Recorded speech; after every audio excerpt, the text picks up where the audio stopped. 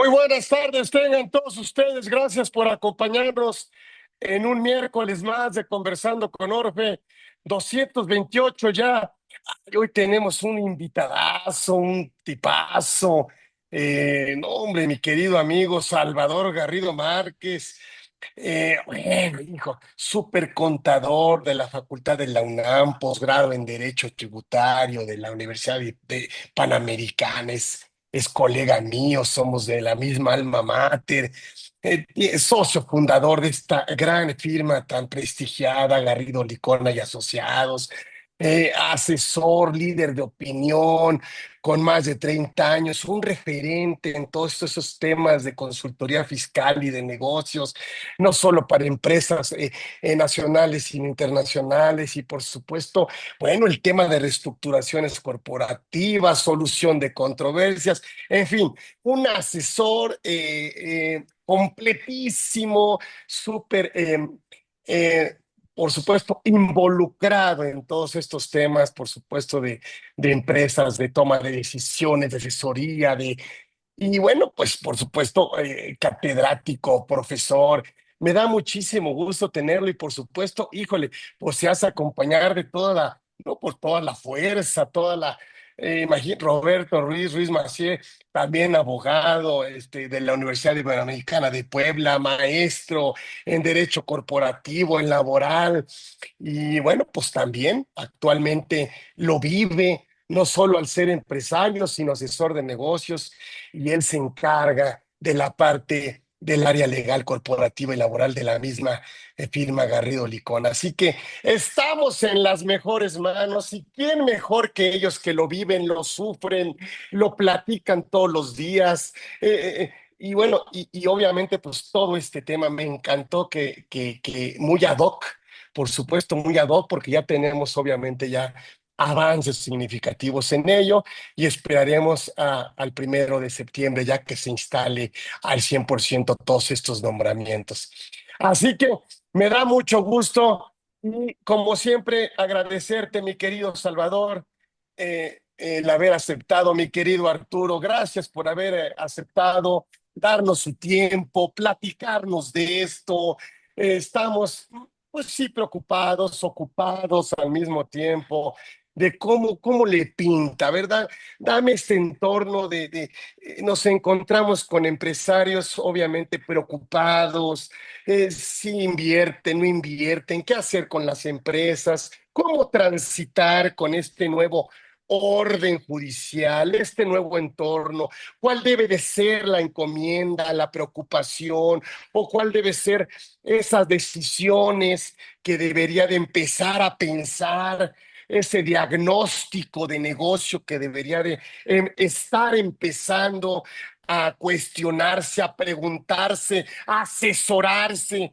Este empresario no solo de pie, sino este empresario global, o este empresario que por supuesto le preocupa sostener la fuente de empleo, le preocupa mantener, garantizar la continuidad de la empresa. Híjole, ya lo estoy disfrutando muchísimo, así que bienvenidos aquí a Conversando con Orfe. Tenemos aquí, pues ahora sí, al consorcio Garrido Licona que está aquí apoyándonos. Y a ver, platícame, Salvador, Arturo, gracias por haber aceptado. Gran programa, gran Conversando. Gracias por haber aceptado. Gracias. Bienvenidos. Hola Carlos, ¿qué tal? Muy buenos días, tardes ya. Los saluda Salvador Garrido. Es un placer estar aquí contigo en compañía de mi socio Arturo Roberto Ruiz Macié. El tema, la verdad, muy interesante y la verdad es que estimo que hoy es trascendental para nuestro país, para el sector empresarial y en general para la actividad económica. Yo te diría que es un tema que también nos debe de ocupar más que preocupar. Y para estos efectos, sí me gustaría que iniciáramos, Carlos, si me lo permites, con un breve repaso de lo que fue el planteamiento de la reforma judicial y en función de ello, qué es lo que sucedió a partir de esta reforma, qué ha venido sucediendo, en qué consistió la misma, cuál fue el proceso que se vivió y finalmente cómo concluyó este proceso que efectivamente ya se votó, se vivió y pues ahora estamos, pues prácticamente, déjenme decirles, quizás padeciendo en la actualidad. Pero bueno, yo creo que es parte indispensable conocer el antecedente y en función de ello ir señalando qué situaciones particulares debemos de considerar y acciones sobre todo como empresarios, como asesores, como profesionistas. Entonces, Arturo, si me puedes ayudar, por favor, desde una perspectiva jurídica y con tu expertise, a comentar los puntos relevantes de esta reforma judicial, será excelente. Sí, claro, Salvador, muchas gracias. Hola Carlos, mucho gusto y muchas gracias por la invitación y muchas gracias a todos los que nos están escuchando. Eh, Como todos saben, esta reforma fue publicada desde el 15 de septiembre de 2024, es decir, desde el año pasado ya sabíamos en qué términos eh, técnicamente se iba a transitar la misma. Ahora, ¿en qué consistió esta famosa reforma judicial? El primer gran tema es que se cambió completamente la forma en la que se designarían o elegirían a los jueces, magistrados y a los ministros de la Suprema Corte. ¿En qué cambió en este sentido? Si lo recuerdan, antes hablábamos de que los jueces de distrito, los magistrados y los ministros deberían tener una carrera judicial, este, y eran designados conforme a examen de oposición, que ahorita podemos platicar un poquito de ello, ¿no? Ahora, en consecuencia de esta famosa reforma judicial, el cambio más relevante es que ya es a través de una elección popular. Esta elección popular la vivimos el 1 de junio y como lo platicabas hace unos momentos, estarán entrando en vigor o en funciones ya los jueces, magistrados y ministros elegidos el 1 de septiembre. Ahora, ese es el primer gran cambio. El segundo gran cambio, que también entra en vigor el 1 de septiembre, es que el Consejo de la Judicatura deja de existir y da pie al Tribunal de Disciplina Judicial, que va a ser las veces y va a ser el departamento correspondiente y va a tomar las funciones que venía haciendo el Consejo de la Judicatura. Un tercer gran cambio son los famosos requisitos para efectos de ser ministro, magistrado o juez. Estos se suprimieron o se cambiaron. El primer gran cambio que se tiene, como lo platicábamos, es que efectivamente ya no necesitan tener carrera judicial. Únicamente si hablamos Mm, de jueces de distrito, ni siquiera requieren de una experiencia laboral determinada, sino requieren de una experiencia laboral si estamos yendo por magistrados o si estamos yendo por ministros de la Corte. En este ujú. caso, la experiencia laboral, Carlos, que nos está estableciendo ya hoy la legislación vigente y que ya lo vivimos, es 3 años para el caso de magistrado y 5 años para el caso del ministro de la Corte. Así como las famosas cartas que debían de exhibir los candidatos correspondientes hasta 3 cartas y de manera general un promedio de 8 dentro de la licenciatura y de 9 en aquellas materias que estén relacionadas al cargo o posición al cual querían desempeñar, ¿no? Eso Mm. fue de lo más relevante que tuvimos. Si lo queremos sumarizar o resumir en 4 o 5 puntos, es lo más relevante que teníamos cuando se aprobó esta reforma constitucional. Ahora bien, ya una vez que vimos la foto, qué cambió, cómo se designan, acto siguiente, ya aquí entramos al tema de los retos y problemáticas. Se publicaron las convocatorias para efectos de que los candidatos levantáramos la mano o levantaran la mano para jueces, magistrados y ministros que cumplieran los requisitos. Si lo recuerdan, estos candidatos al final del día iban a ser propuestos por el Poder Ejecutivo Federal, por el Poder Legislativo y por el Poder Judicial.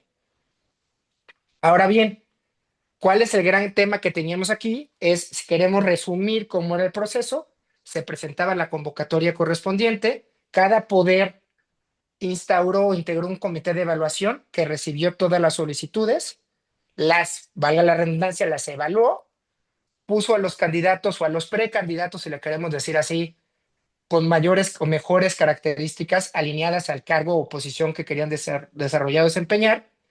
Finalmente entramos a un tema de un sorteo y con base en ese sorteo se eligieron a los candidatos.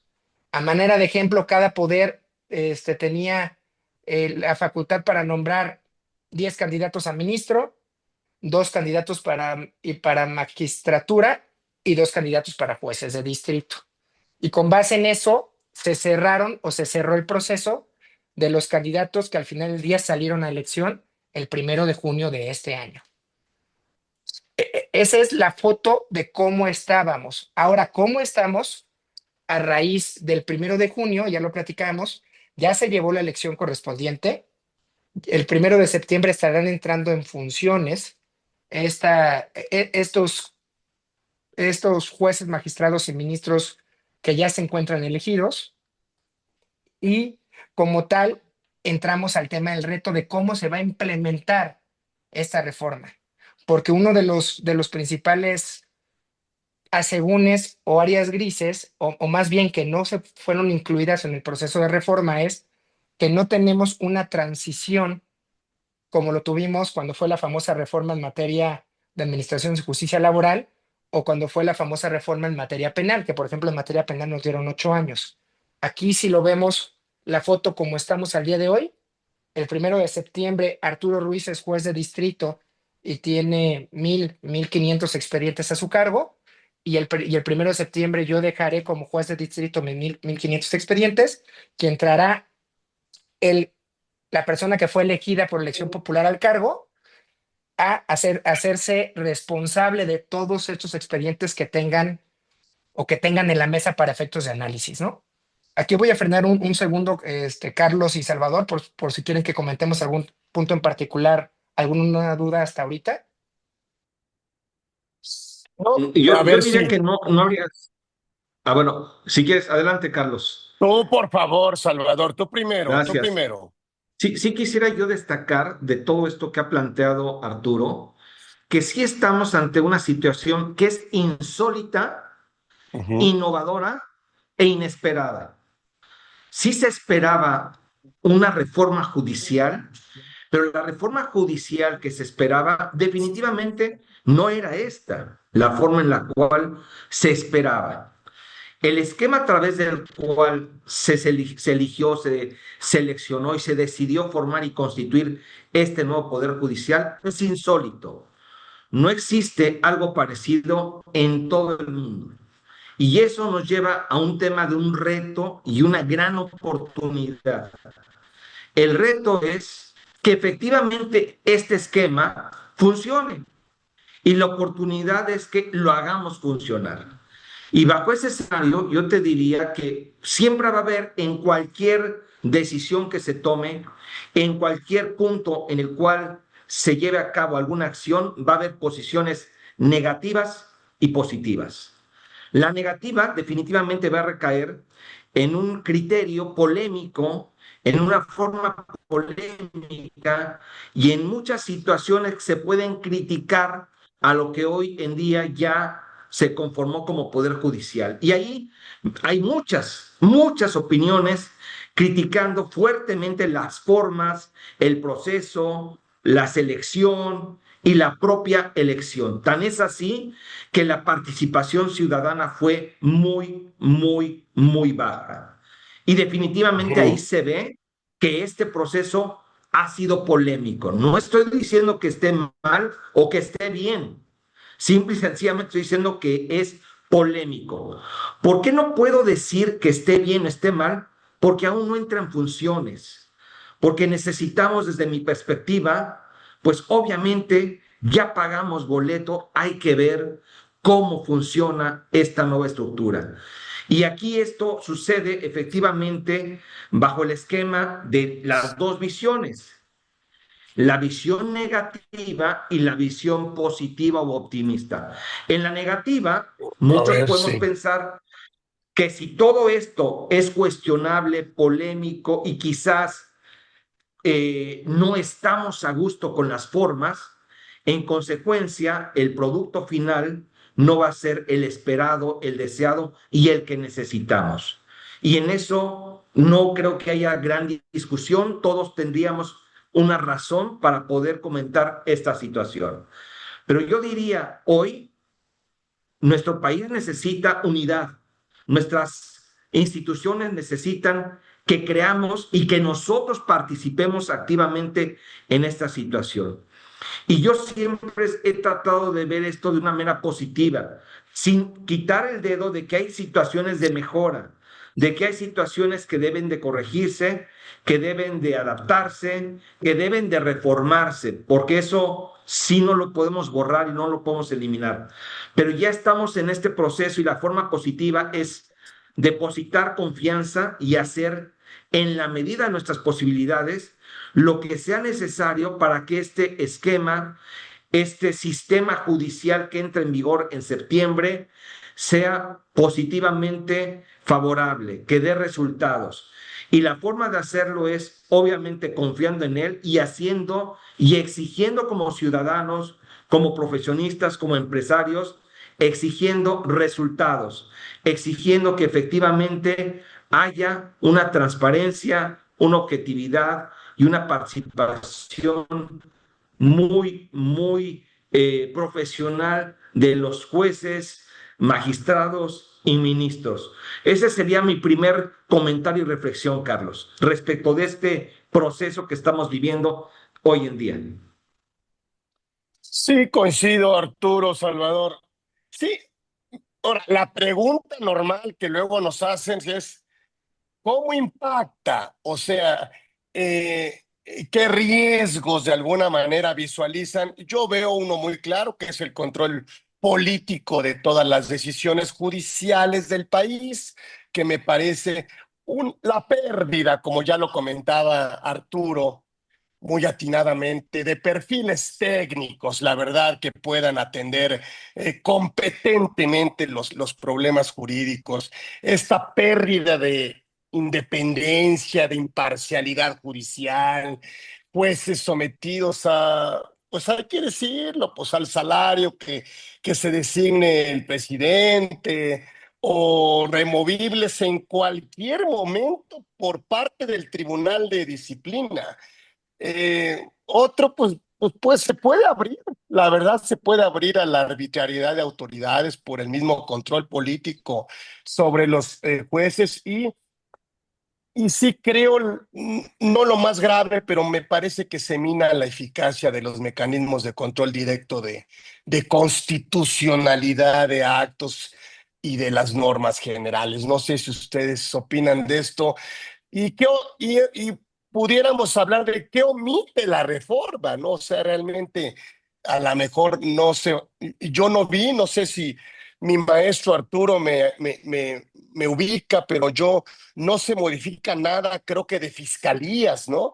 Y creo que la reforma solo se hace a Al Poder los Judicial. poderes, sí, ¿verdad? Judiciales locales, o sea, entiendo quedando más proclives a su manipulación política sin garantizar su independencia, ¿no? Y entramos, yo todavía sigo esperando, salvo lo que ustedes opinen, ese diagnóstico de corrupción, ¿no? Que se planteó, ¿no? No sé si ustedes lo alcanzaron a ver. Yo, la verdad, no existió a lo mejor un diagnóstico de esa corrupción que comentaba la justificación de por qué se quería reformar el Poder Judicial. ¿Qué opinan de esto? Sí, mira, coincido contigo en todos los puntos y planteamientos y son de los cuestionamientos y crítica que se ha hecho, una crítica objetiva y una crítica que tiene sustento y tiene fundamento. Y coincido con la misma. Definitivamente hay varios temas, hay varias lagunas. El tema de corrupción es algo que debió haberse transparentado y es una justificación, pero como bien apuntas, nunca se dio a conocer precisamente la problemática que hoy todavía existe y que todos sabemos que existe. Debemos de partir de que hoy el sistema judicial sí es perfectible y en ese sentido me parece que se está buscando mejorarlo. El tema de objetividad, el tema de transparencia, hoy también se vive un cuestionamiento muy fuerte acerca de esta situación. Y te lo pongo en diversos escenarios. Lo voy a poner en el ámbito fiscal. Yo recuerdo, y seguramente tú recordarás también, Carlos, porque estudiamos, más o menos somos contemporáneos, que una de las razones que me motivaron a estudiar el ser fiscalista era que yo veía un análisis de las disposiciones en donde en función de la técnica legal, fiscal, contable, financiera, se decidían los casos. Y justo en función de ese análisis técnico profundo y sobre todo de lo que eran las pruebas y elementos de juicio, se daba una resolución en los tribunales respecto a los temas fiscales. Yo tengo años de casi 30, bueno, más de 35 años de experiencia en donde me tocó vivir esa época en la que los tribunales efectivamente atendían a esta situación jurídica, técnica, fiscal pura. Y con el tiempo se fue desvirtuando. Y se fue desvirtuando a grado tal que hoy es muy complicado, si no es prácticamente imposible, el poder ganar un amparo en materia Ujú, fiscal. ujú, Y un ujú, amparo en donde ujú, existen elementos técnicos jurídicos, ujú, fiscales, financieros, de negocio y de muchos otros temas. Entonces, yo te diría que bajo ese escenario definitivamente era indispensable un cambio, indispensable. Este cambio se está dando. No estoy diciendo que sea el mejor y es muy cuestionable, es criticado y estoy consciente y también critico esa situación. Pero ya se dio un primer paso y ese primer paso quizás no es el idóneo, no es el óptimo y lo reconozco. Hay muchas áreas de oportunidad, pero se inició con un cambio. Y el punto aquí es que ese cambio también nos lleva a que probablemente esta situación de problemática que tuvimos hasta y que tenemos hasta el día de hoy pudiera cambiarse. Hay cosas que corregir definitivamente. El tema de la preparación de los propios jueces, magistrados, ministros y gente que los vaya a apoyar, en este caso en particular, es indispensable. Y habrá que estar cuidadosos de este tema con la finalidad de que las resoluciones efectivamente vuelvan a recaer en temas de derecho, de temas de legalidad, en temas de profundidad y que no caigamos en el tema de preferencias o situaciones ajenas a la técnica legal, a lo que es el derecho per se. Yo esperaría eso. Y si eso no se da, ahí es donde viene el tema de las acciones que vamos a ir comentando en el transcurso de la plática. Este es mi segundo comentario en torno a este tema. Arturo, no sé si tú tengas algún comentario adicional. Sí, muchas gracias, Salvador. Y como comentaba Carlos, yo creo que existen y creemos que existen retos que tendrán que irse sopesando y navegando conforme vayamos o se vaya implementando la reforma. Y tenemos ujú. que tomar medidas como empresarios, como asesores, para visualizar qué vamos a hacer frente a esos retos. Y platicábamos de muchos de ellos. La famosa carrera judicial o la profesionalización que se va a dejar de tener porque ya no es un requisito. Tenemos que ver cómo van a agotar el estudio los que hoy en día son electos y mañana serán nuestros jueces, magistrados y ministros. Así es, así es. De que es un reto, y a manera de ejemplo, ¿cómo lo estamos viviendo hoy? Desafortunadamente también venimos saliendo de un paro o huelga del Poder Judicial que ya nos trajo un tema que no hemos tenido la mayor eficiencia en tiempo respecto a resoluciones. A manera de ejemplo, el año pasado en promedio, un expediente en llamémoslo un amparo, aproximadamente se podía resolver desde que lo admite el magistrado hasta que lo resuelve en un promedio de 7, 8, 10 meses, un año.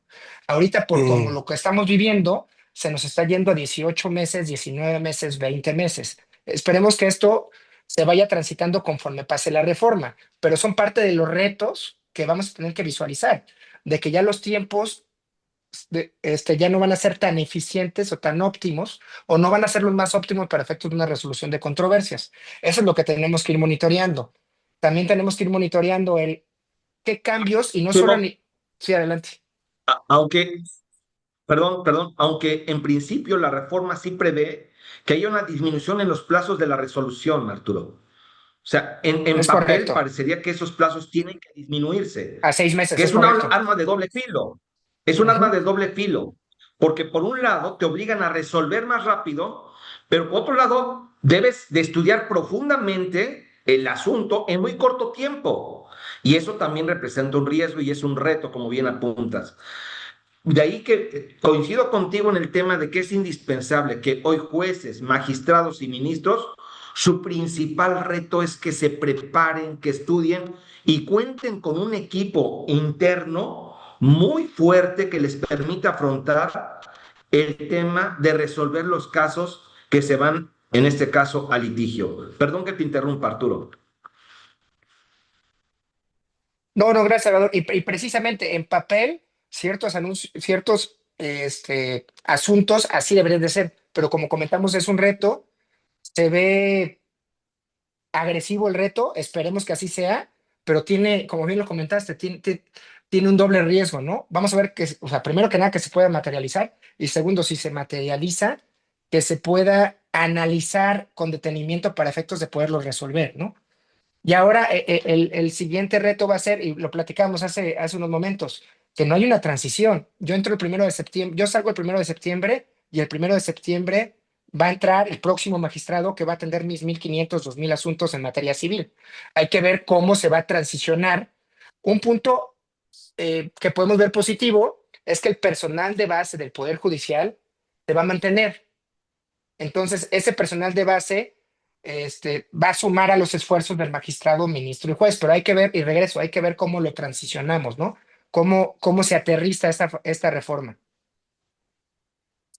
Lo que yo comentaba es que no se toma en cuenta, por ejemplo, los primeros puntos de contacto del ciudadano, o sea, con la justicia, o sea, justamente está en las fiscalías y los poderes judiciales locales, y no se hace nada, obviamente, para mejorarlos. Lo que se hace es reformar el último eslabón, que es el poder judicial federal. O sea, me parece que si es una reforma estructural, como dice Salvador, pues me parece que incumple con todos estos elementos básicos para una adecuada gestión de cambio.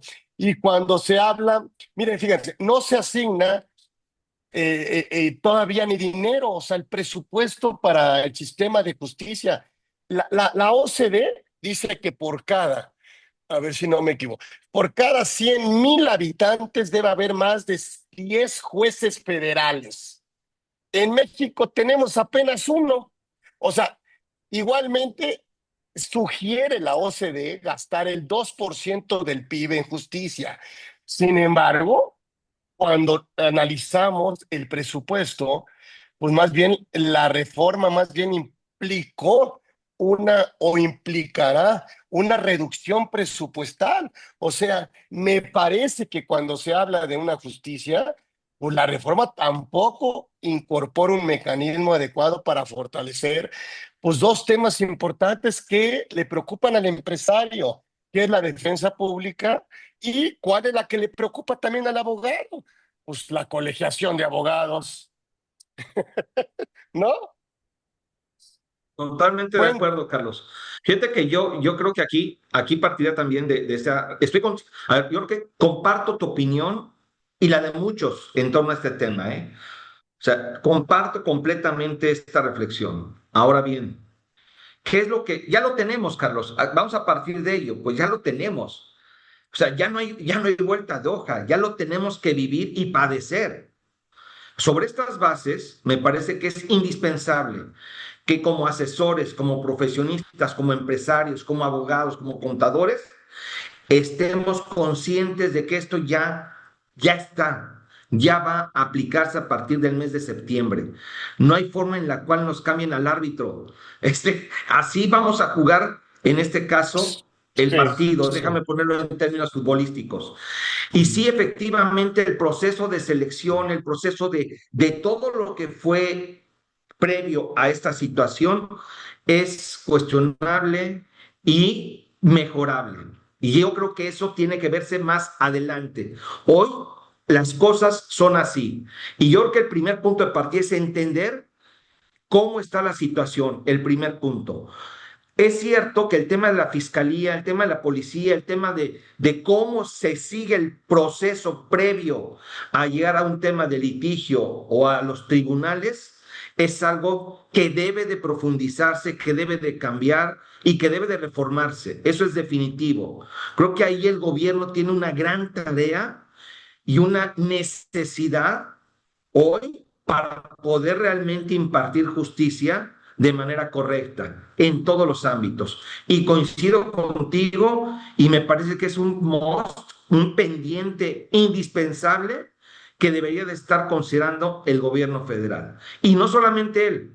En este caso, estamos hablando de los tres poderes, el poder legislativo, el ejecutivo y el judicial.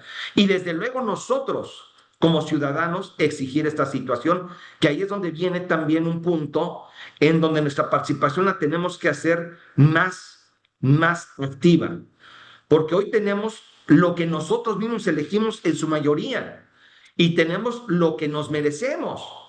Se decidió que el Congreso estuviera gobernado precisamente en su mayoría por las fracciones, y este es el resultado de lo que se decidió en las elecciones pasadas.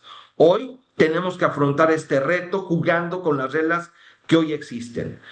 ¿Cuáles son las situaciones que en este caso tenemos que cuidar bajo este escenario? Y ahí, Arturo, también si me puedes ayudar reflexionando sería excelente. Pero para empezar, primero, ser conscientes de que estas son las reglas del juego y de que Sí, efectivamente tenemos un tribunal, jueces, magistrados y ministros que están sujetos a prueba, que no sabemos precisamente la forma en la cual profundizarán, evaluarán, analizarán y resolverán cada caso que les sean planteados. Sobre esas bases, yo te diría que hoy lo que tenemos que hacer es conocer profundamente el sistema judicial, pero también aplica la prevención. Hoy lo que menos podemos, en este caso, motivar es caer en situaciones en donde tengamos que ir de inmediato a una instancia judicial.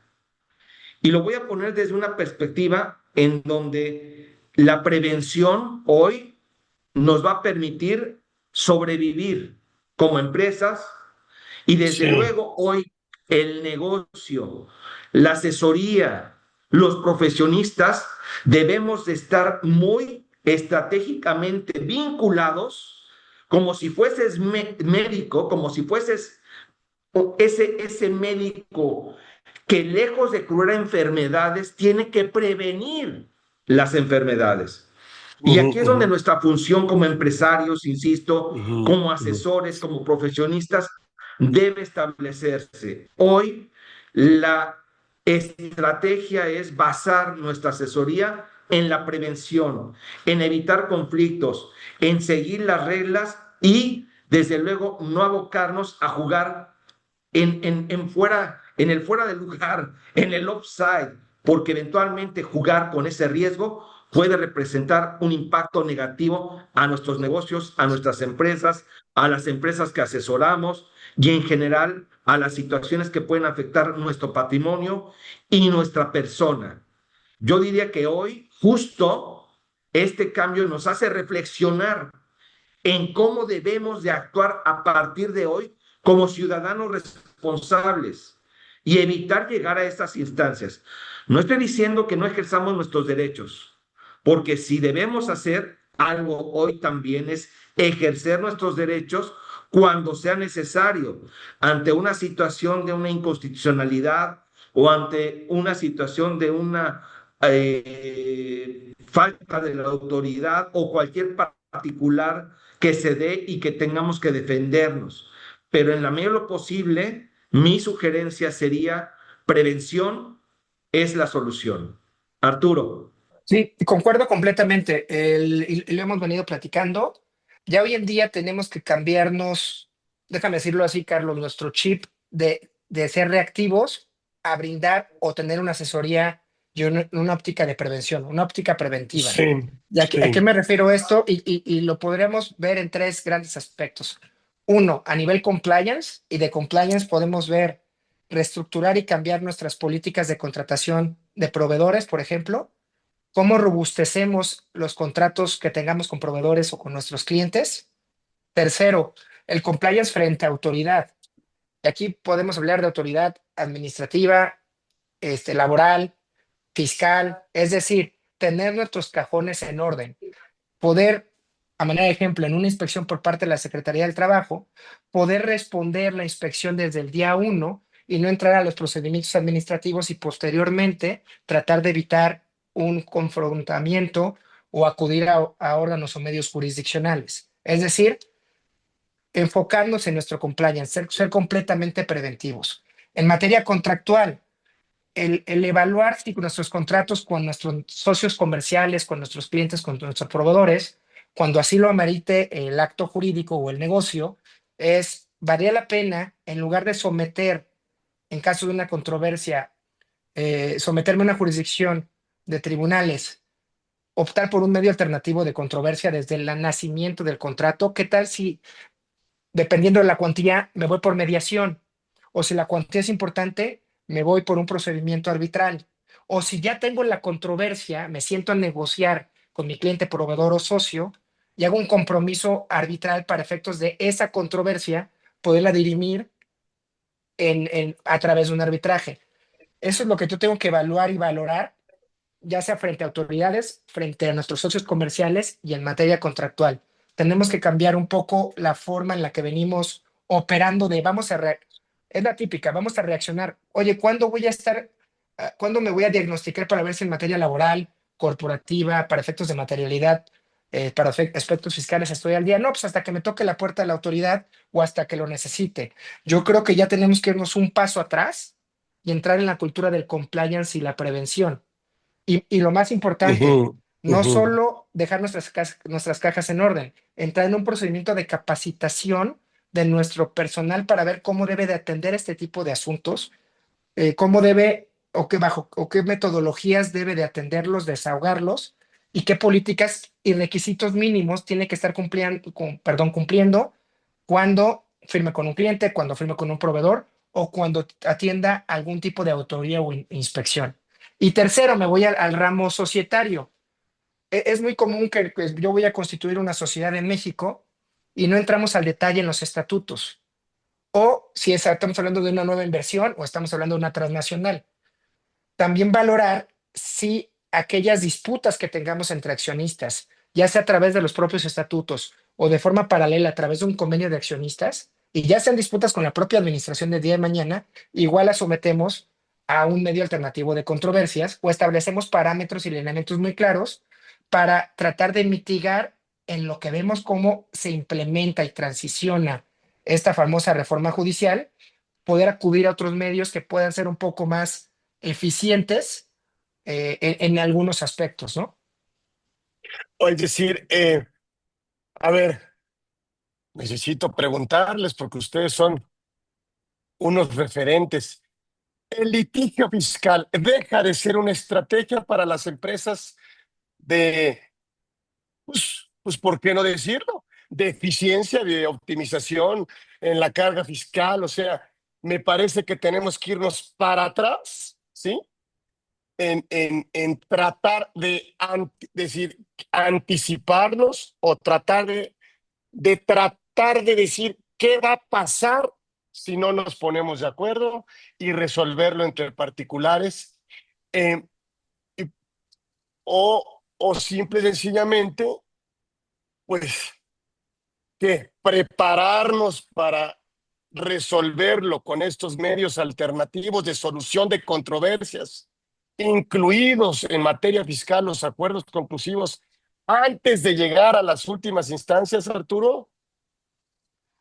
Yo creo que el acudir a un tribunal, conforme, y lo comentaba Salvador, conforme a nuestro derecho, siempre lo vamos a tener. Yo lo que me refiero, y hablando en materia fiscal, que no soy experto, ahorita le doy la palabra a Salvador, pero yo lo que me refiero es, hay que tener todo, si vamos a acudir o terminamos en un acuerdo conclusivo o terminamos acudiendo a una acción jurisdiccional para efectos fiscales, hay que tener todos los documentos y todo el soporte en orden y debidamente integrado, que es lo que nos puede llegar a fallar por ceguera de taller, perdón.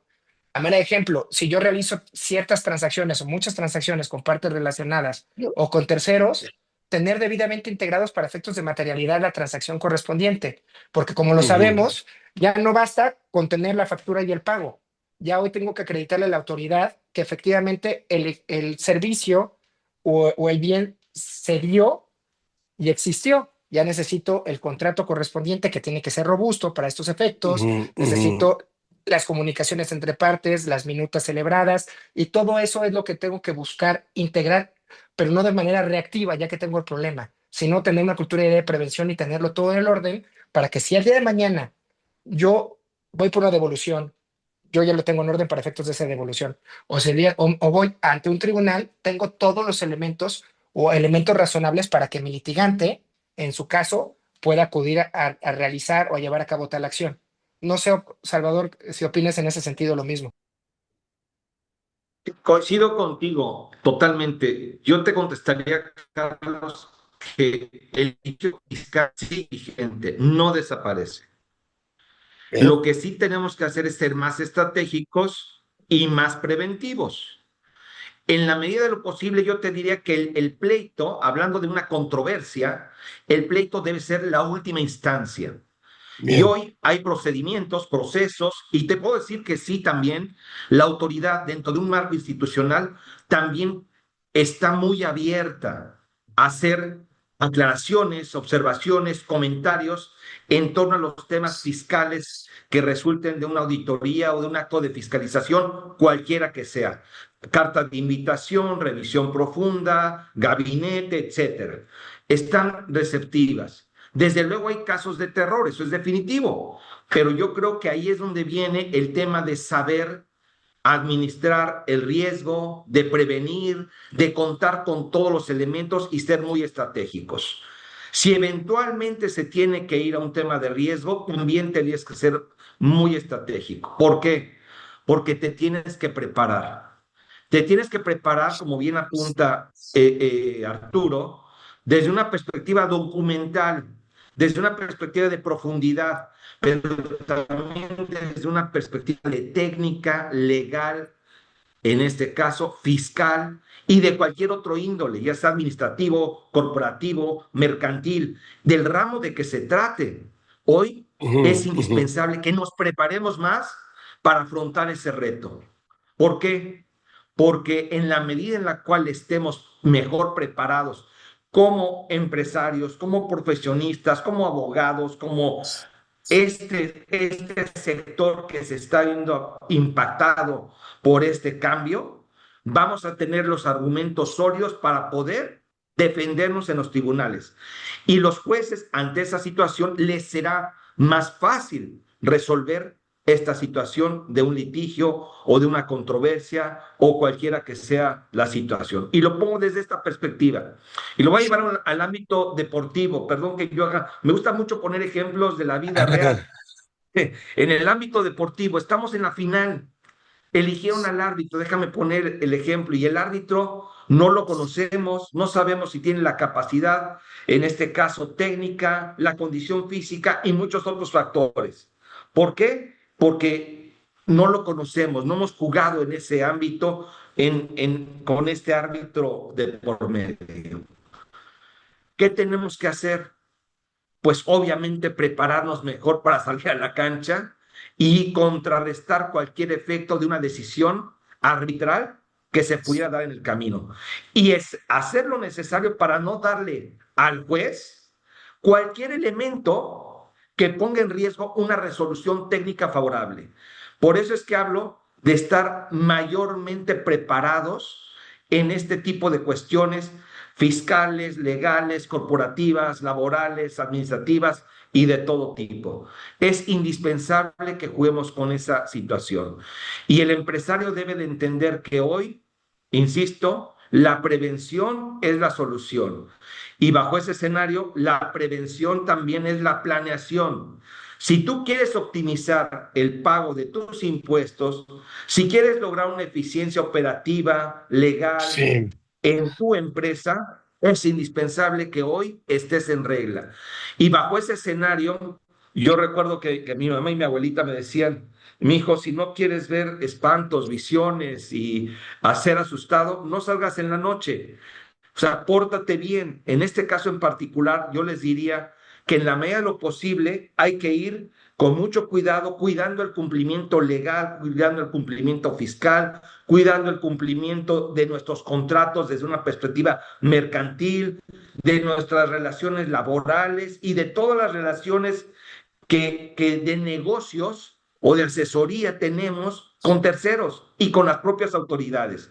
Hoy debemos de estar cuidando eso y amarrar todos esos detalles que nos van a llevar quizás eventualmente a un tema de litigio, pero todos esos detalles, el tejer fino hoy, es lo que va a provocar que tengamos elementos para una defensa, no obstante el árbitro que nos toque. El árbitro que nos toque ante toda la carga documental y todo lo que tengamos, me parece que va a tener la situación muy difícil y nos va a dar la razón en la medida en la cual pongamos todos esos elementos, Carlos. Sí, la carrera del empresario. Me han dicho, es que las respuestas coincido contigo al 100. Dice, el empresario solamente decide cuando ya tiene el agua aquí en el cuello, muchas veces. O sea, dice, híjole, oye, previene, oye, controla, oye, vigila, oye, cruza información, oye, desarrolla, capacita, forma, incorpora temas de gobierno corporativo. Me dice, Carlos, eso cuesta dinero.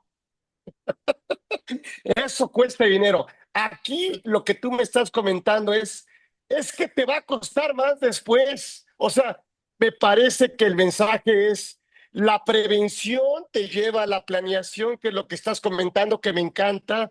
Vamos a prevenir para poder planear y para poder obtener y para poder sustentar lo que hicimos y vigilar. Y eso me parece que el mensaje pudiera ser a los empresarios que eso pudiera ser más rentable que la parte correctiva. ¿Es correcto, Salvador? Sí, totalmente de acuerdo. Yo coincido contigo. La cultura empresarial tiene que cambiar.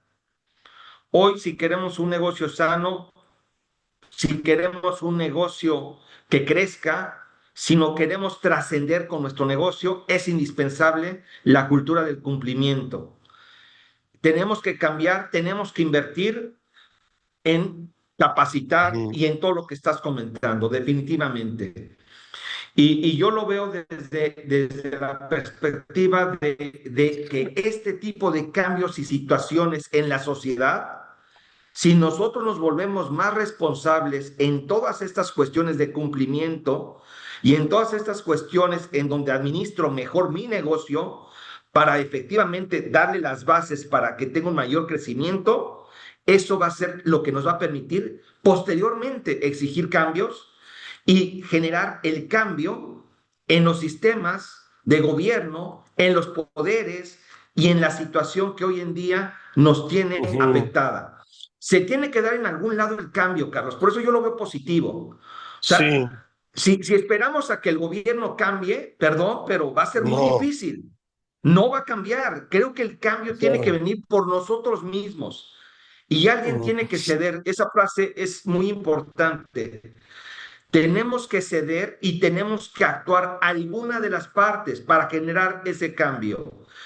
Y entonces, en virtud de ese cambio que nosotros provoquemos como empresarios, como profesionistas, como contadores, como abogados y como ciudadanos y ciudadanas partícipes, nos va a generar que las cosas poco a poco cambien y podamos exigir más a nuestro gobierno y a los poderes, en este caso, de la federación. Ese sería mi mensaje, Carlos. ¿Qué tendría? Vamos a visualizar un poco a partir de esta reforma, que ya lo han comentado Arturo y Salvador, consumada. No podemos hacer otra cosa, está consumada.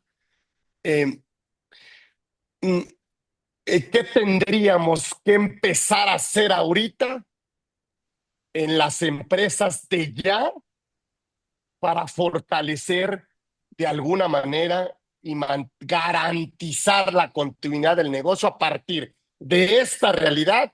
¿Qué tendríamos que decirle? Oigan, vamos a crear un área de análisis de riesgos, de control de riesgos, vamos a crear un área, parece broma, pero un día me dice un empresario, oye, ya me estás pidiendo que genere un área de materialidad. Pues no, así, oye, esa área no la tengo yo en el radar. Y le digo, no, pues no solo eso, sino, o sea, esa área de cumplimiento, o sea, no irte solo a un tema en nuestro expertise, sino que empezar a formar áreas que vigilen, que cumplan, que supervisen y que acompañen al empresario. ¿Esta es una visión correcta, Salvador?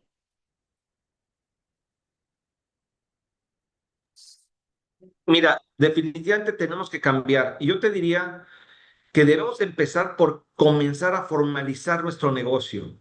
A ver, en el día a día, y esto es común, y tú lo comentaste hace rato, en nuestro país se hacen negocios así, oye, te compro el auto, ah, perfecto, pues, en este momento nos compramos el auto, te pago, hay una, hasta, Eso. quizás hasta en cash, ¿no? Inmediatamente. No hay contrato de por medio, no hay una formalización de esta operación, olvídate si hay CFDI o lo que sea, no hay un tema de cumplimiento fiscal, un cumplimiento legal, un cumplimiento mercantil, no hay nada. Hoy me parece que eso tiene que cambiar. Y eso requiere, insisto, una formalización legal en nuestros negocios. Y no se requiere una estructura, porque a veces nos espantamos en el sentido, híjole, pues necesito un área jurídica o gobierno corporativo, que eso es lo recomendable, tener un área de gobierno corporativo en las empresas sobre todo. Pero si eres pues una persona empresaria, pues comienza por asesorarte y tener a un abogado de confianza cercano a ti que te ayude a formalizar y poner en blanco y negro todas estas operaciones. Y todo esto te va a permitir una situación de cumplimiento que va a generar confianza. Y lo que sí te puedo decir es que tu negocio no está en la falta de pago de impuestos, tu negocio no está en hacer cosas que no estén legalmente permitidas, tu negocio está en la propia actividad empresarial, en la compraventa, en la manufactura, en el servicio o lo que sea. Y Ok. aquí estoy ahorita en zona regia, estoy en zona regia, aquí en la ciudad de Monterrey, aquí en San Pedro, y lo que generalmente tienen aquí la costumbre es decir, oye, negocio que no te da para pagar impuestos, no es negocio. Negocio que no te da para formalizar este tipo de situaciones, pues yo te diría que tampoco es negocio, porque hoy puedes ganar, pero en el futuro puedes arriesgar tu patrimonio completamente, tu seguridad personal y muchas otras cosas. Hoy lo que tenemos que hacer es una cultura de formalización, una cultura de cumplimiento y empezar a contratar ya sea a especialistas o tener a alguien cercano que nos asesore, que nos ayude, que en este caso nos pueda poner en blanco y negro todas estas cuestiones de operación que se requieren para hacer crecer nuestro negocio. Y algo que sí me he encontrado, Carlos, es que queremos crecer los negocios, pero desafortunadamente no tenemos la estructura legal, fiscal, financiera, contable. Hay negocios que no llevan ni contabilidad y eso es lo que tenemos que cambiar. Tenemos que pasar, y sí entiendo el tema de las pymes y los pequeños negocios, pero si queremos crecer y trascender en el ámbito empresarial, De hoy acuerdo, tenemos sí. que cambiar esa idea de ser pequeños empresarios a buscar ser grandes empresarios. Y eso se logra poco a poco con este acto de formalización. Sé que la cultura es difícil de entender así de primera instancia. Seguramente hay colegas que van a decir, no, estás loco, no hay forma, hay muchos empresarios pequeños, pero estoy convencido porque yo soy hijo de un empresario que así comenzó su negocio, que en la medida de lo posible, cuando comienzas a establecer bases formales, estratégicas, va a permitir ese crecimiento de tu negocio. Y se puede lograr, de verdad se puede lograr, tanto en lo personal como asesorando a otras empresas, pequeñas empresas que me han tocado asesorar desde de verdad, desde chiquititas, chiquititas, con facturaciones menores a $1,000,000, han podido crecer su negocio en forma importante, basándose precisamente en un tema de formalización y estrategia. Hoy el negocio no es hacer cerrar ahorita aquí en corto. Debemos de pensar en una empresa, en ser empresario, emprendedor, con el debido respeto más que biznero. El biznero es cierro un negocio, gané y ahí nos vemos. Yo creo que tenemos que cambiar la Sí, cultura para ser sí. empresarios. Hijo, me encanta el tema y me quedo, fíjate, con todo el análisis que hicimos, me parece que la recomendación muy respetuosa, muy sensata, eh, eh, obviamente no lo hagas solo y empecemos, me encanta lo que está diciendo Salvador, a formalizar y a profesionalizar mi actuar empresarial. Es decir, porque luego, oye, es que el fisco dice que le diga dónde cerré el negocio, pues lo cerré allí en la cantina. Y, a ver, espérame, es que si eso pasa, sí está bien, pero eso no le va, eso le puedes, le puedes dar formalidad, puedes profesionalizar tu modo operandi o tu modo de actuar en los negocios de tal manera que vayas de alguna otra manera involucrándote tú de una manera formal y profesional en el cumplimiento, que de alguna otra manera, pues va, es el famoso compliance que conocemos, que si bien es cierto cuesta, puede ser mucho más rentable y puede, ese es el paso o el puente que tenemos o la aduana, como dicen, entre una pequeña, mediana y grande empresa. Esa pudiera ser la diferencia, ¿sí? Pudiera ser la única diferencia que no está en el no pago de impuestos, que no está en... a lo mejor la diferencia es esa, la diferencia de los negocios es esa, en la formalidad. Me encanta, Salvador, que hayas aportado esto, Arturo. Desgraciadamente nos tenemos que ir, pero déjenos invitarlos para que continuemos charlando sobre esto, porque aprendemos mucho y nos dan ese punto de vista desde fuera, qué es lo que el empresario necesita. Y el contribuyente igual necesita pues, apoyarse y de gente que lo acompañe, ¿sí? Y, en esta pues carrera del riesgo, que es, yo diría, pues es la carrera del riesgo, la carrera del empresario. Así que ahí tenemos, ¿verdad, Johnny? Unos reconocimientos ya tienen muchos, pero pues no tenemos, tenemos muchas formas de agradecer, pero mira, pero hablando de la formalidad, mira, aquí hay un reconocimiento para don Salvador Garrido Márquez y luego para obviamente, contador maestro, para Arturo Ruiz Macié, pero pues esto se lo haremos llegar, pero quiero que sepan que estamos muy agradecidos de que estén aquí en Conversando con Orfe y que nos vamos a seguir invitando y que si ustedes muy generosamente y muy amablemente nos comparten ese quehacer, ese tema que lo hacen con las empresas y que son expertos en asesoría, en todos los ámbitos y acompañan a las empresas a ese crecimiento que estás comentando, Salvador. Gracias, Arturo, por estos comentarios, gracias por este diagnóstico y bueno, pues mi agradecimiento profundo. Gracias, Salvador, gracias, Arturo. Aquí estuvieron, por supuesto, estos grandes personajes referentes en todos estos temas. Y bueno, pues obviamente, desgraciadamente, nos tenemos que ir, pero bueno, pues muchas gracias por haber estado aquí conversando con Orfe. Gracias, Salvador Garrido, sí, Arturo Ruiz Macías estuvo aquí con nosotros. Créanme, gracias por haber estado aquí. Gracias. Nos vemos el próximo miércoles igual a las 13 horas. Gracias. Gracias, mi querido Salvador. Gracias, maestro. Gracias, Arturo. Gracias.